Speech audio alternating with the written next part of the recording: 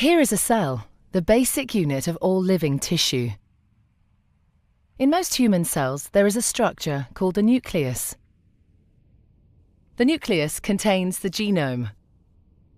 In humans, the genome is split between 23 pairs of chromosomes.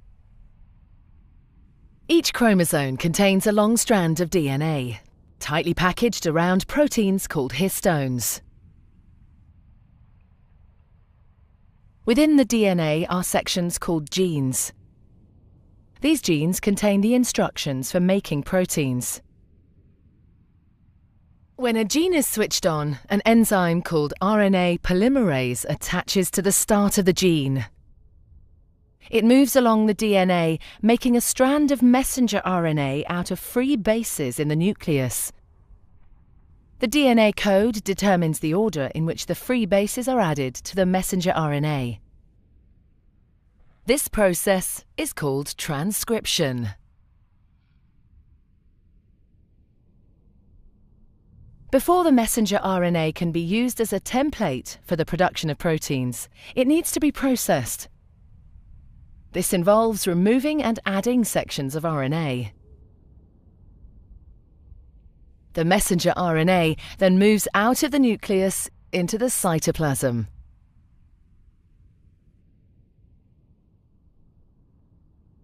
Protein factories in the cytoplasm, called ribosomes, bind to the messenger RNA. The ribosome reads the code in the messenger RNA to produce a chain made up of amino acids. There are 20 different types of amino acid. Transfer RNA molecules carry the amino acids to the ribosome. The messenger RNA is read 3 bases at a time. As each triplet is read, a transfer RNA delivers the corresponding amino acid. This is added to a growing chain of amino acids. Once the last amino acid has been added, the chain folds into a complex 3D shape to form the protein.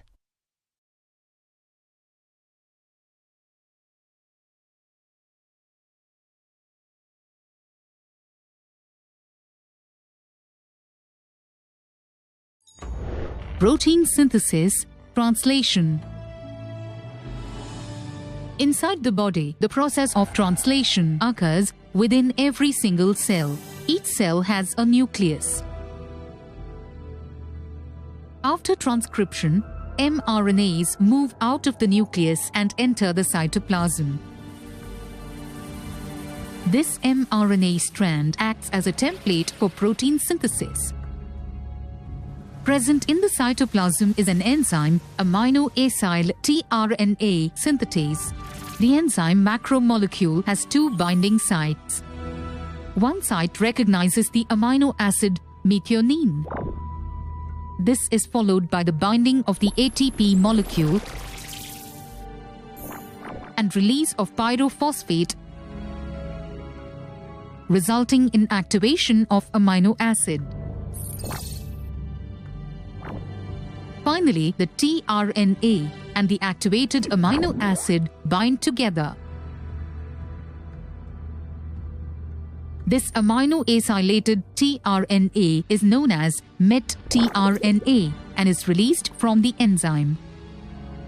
This marks the commencement of first stage of protein synthesis, the initiation stage. During the initiation stage, a small subunit of a ribosome binds to the mRNA strand. The mRNA strand is made up of codons, which are sequences of 3 bases. Then the ribosome subunit moves along the mRNA in 5' to 3' direction until it recognizes the AUG codon or the initiation codon. At this point, met-tRNA possessing the anticodon UAC pairs up with the AUG codon of the mRNA. Then a large subunit of ribosome combines with a small ribosomal subunit. The large subunit shows 3 sites. the acceptor site or the A site, the peptidyl site or the P site, the exit site or the E site. This whole unit forms the initiation complex. This is followed by the elongation stage. During this stage, another tRNA carrying molecule of an amino acid approaches the mRNA ribosome complex and fits in the A site. Then a bond is formed between methionine and the amino acid molecule on the tRNA. As a result, met-tRNA becomes deacylated. The ribosome then advances a distance of 1 codon and the deacylated tRNA shifts to the E site from where it dissociates. Meanwhile, another tRNA carrying an amino acid molecule attaches to the A site. This is followed by the binding of the amino acid molecules. Repetition of this process leads to the formation of an amino acid chain. This event is called elongation.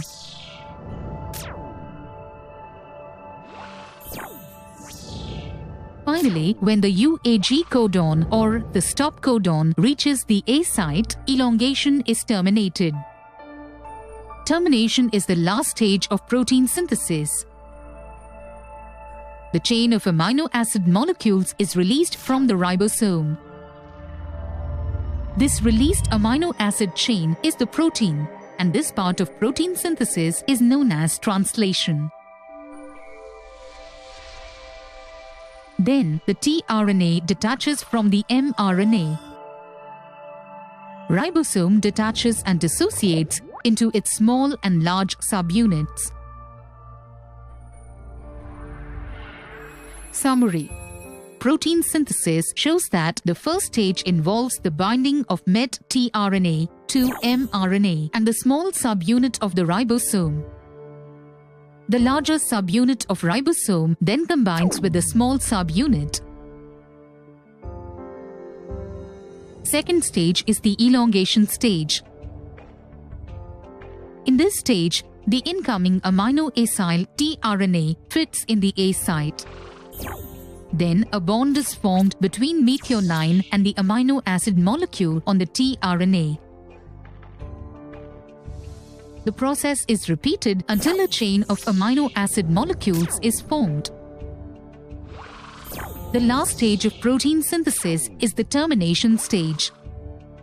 When the ribosome reaches the stop codon UAG, elongation stops and the newly formed amino acid chain, which is the protein macromolecule, detaches from the ribosome.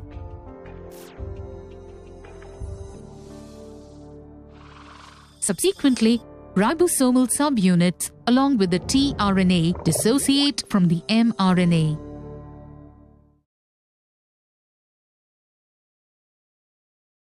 In order for our bodies to function, we need to supply them with a variety of nutrients we get from our diet. Our bodies cannot use the food as it is when it enters our digestive system. The process of chemical digestion uses different proteins and enzymes to break down the food particles into usable nutrients our cells can absorb. And where are the instructions to manufacture these and all the different types of proteins we need to stay alive? The instructions to make proteins are contained in our DNA. DNA contains genes.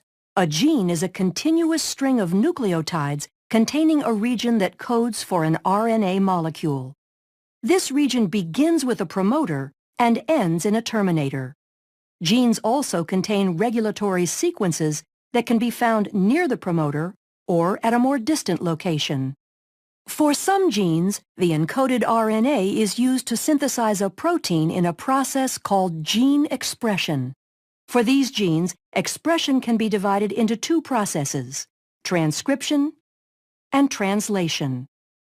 In eukaryotic cells, transcription occurs in the nucleus, where DNA is used as a template to make messenger RNA.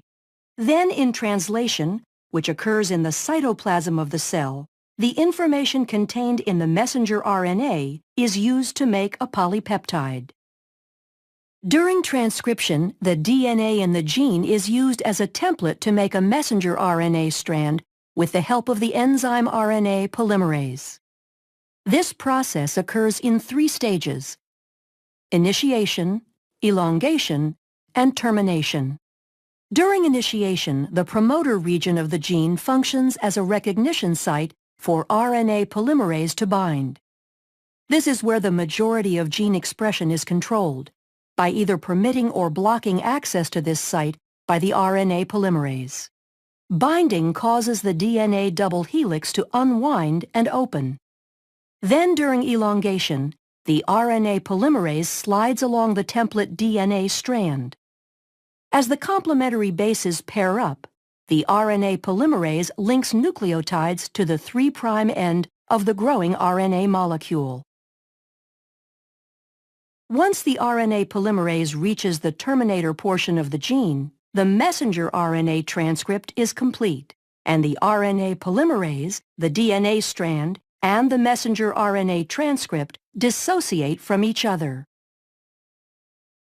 The strand of messenger RNA that is made during transcription includes regions called exons that code for a protein, and non-coding sections called introns.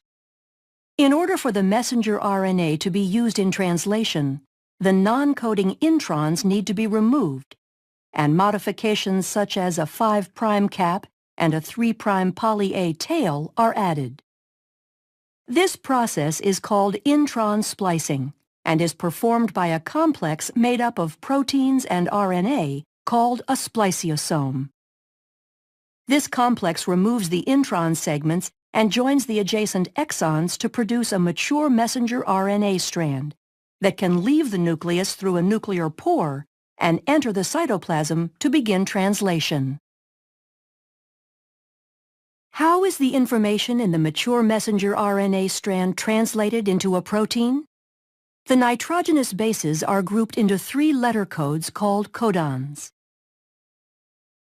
The genetic code includes 64 codons. Most codons code for specific amino acids. There are 4 special codons, 1 that codes for start and 3 that code for stop. Translation begins with the messenger RNA strand binding to the small ribosomal subunit upstream of the start codon. Each amino acid is brought to the ribosome by a specific transfer RNA molecule. The type of amino acid is determined by the anticodon sequence of the transfer RNA. Complementary base pairing occurs between the codon of the messenger RNA and the anticodon of the transfer RNA. After the initiator transfer RNA molecule binds to the start codon, the large ribosomal subunit binds to form the translation complex, and initiation is complete. In the large ribosomal subunit, there are 3 distinct regions called the E, P, and A sites. During elongation, individual amino acids are brought to the messenger RNA strand by a transfer RNA molecule through complementary base pairing of the codons and anticodons. Each anticodon of a transfer RNA molecule corresponds to a particular amino acid. A charged transfer RNA molecule binds to the A site, and a peptide bond forms between its amino acid and the one attached to the transfer RNA molecule at the P site. The complex slides down 1 codon to the right, where the now uncharged transfer RNA molecule exits from the E site, and the A site is open to accept the next transfer RNA molecule. Elongation will continue until a stop codon is reached. A release factor binds to the A site at a stop codon, and the polypeptide is released from the transfer RNA in the P site.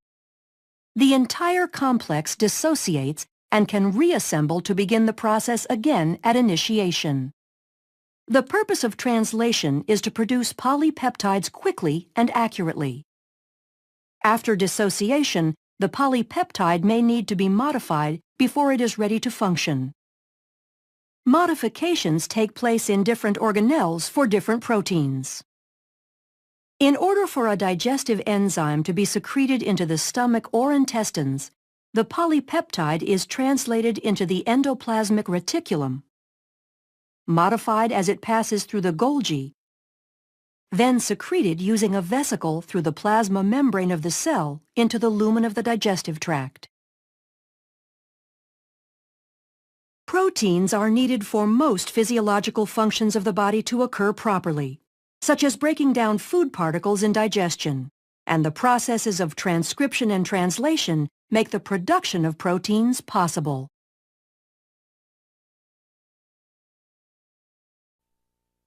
The job of this mRNA is to carry the gene's message from the DNA out of the nucleus to a ribosome for production of the particular protein that this gene codes for. There can be several million ribosomes in a typical eukaryotic cell. These complex catalytic machines use the mRNA copy of the genetic information to assemble amino acid building blocks into the three-dimensional proteins that are essential for life. Let's see how it works. The ribosome is composed of one large and one small subunit that assemble around the messenger RNA, which then passes through the ribosome like a computer tape. The amino acid building blocks, that's the small glowing red molecules, are carried into the ribosome attached to specific transfer RNAs. That's the larger green molecules, also referred to as tRNA. The small subunit of the ribosome positions the mRNA so that it can be read in groups of 3 letters known as a codon. Each codon on the mRNA matches a corresponding anticodon on the base of a transfer RNA molecule. The larger subunit of the ribosome removes each amino acid and joins it onto the growing protein chain. As the mRNA is ratcheted through the ribosome, the mRNA sequence is translated into an amino acid sequence. There are 3 locations inside the ribosome, designated the A site, the P site, and the E site. The addition of each amino acid is a 3-step cycle. First, the tRNA enters the ribosome at the A site and is tested for a codon-anticodon match with the mRNA. Next, provided there is a correct match, the tRNA is shifted to the P site, and the amino acid it carries is added to the end of the amino acid chain. The mRNA is also ratcheted on 3 nucleotides or 1 codon. Thirdly, the spent tRNA is moved to the E site and then ejected from the ribosome to be recycled. As the protein synthesis proceeds, the finished chain emerges from the ribosome.